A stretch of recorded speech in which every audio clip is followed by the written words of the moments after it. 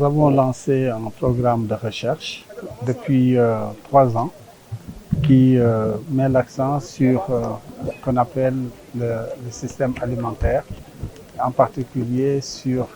les régimes. Savoir ce que nous mangeons, la qualité de ce que nous mangeons, c'est extrêmement important parce que comme nous l'avons montré tout à l'heure, cela a des conséquences très importantes sur la santé. Nous savons qu'actuellement, les maladies non transmissibles sont la cause principale des décès et une bonne partie de ces maladies non transmissibles est due à une alimentation malsaine. Donc nous devons prêter une attention très particulière, non pas seulement à la quantité des aliments que nous mangeons, mais aussi à leur qualité pour nous assurer que les dotations en nutriments que nous ingurgitons,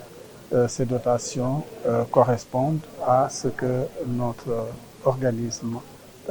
doit recevoir quotidiennement. Bon, disons que nous, ce qui va surtout nous intéresser, après avoir mené une enquête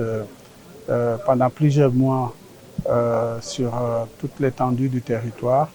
ce que nous intéresse le plus, c'est voir exactement quels sont les plats que consomment les Sénégalais, chaque plat, quels sont les ingrédients qu'on y trouve, quelle est la quantité d'ingrédients dans chaque plat, et aussi regarder tout cela sous un peu l'angle des normes nutritionnelles qui sont préconisées par les organismes scientifiques. Et c'est à partir de là que nous pouvons faire le constat, est-ce que ce que nous mangeons nous permet d'avoir un système un régime nutritionnel qui soit sain. Alors, le CRDI est vraiment fier de s'associer à ce projet en tant que bailleur principal en collaboration avec la Fondation Rockefeller. Ce projet fait partie d'une initiative panafricaine qu'on finance donc sur l'amélioration des environnements alimentaires pour un accès plus équitable à des aliments sains pour une nutrition plus saine en Afrique.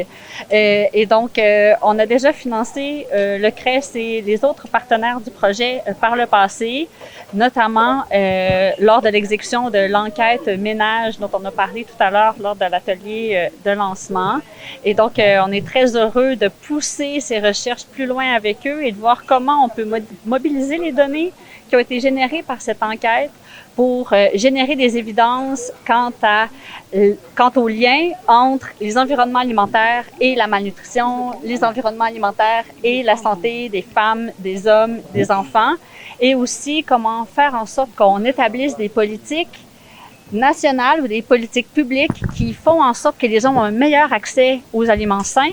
et un moins grand accès aux aliments malsains, qui ont des répercussions évidemment sur leur santé. L'application au Sénégal, bien, je crois que ce qu'on a montré aujourd'hui, puis ce que le projet va amener, c'est des données vraiment localisées sur ce que les Sénégalais et Sénégalaises mangent au quotidien,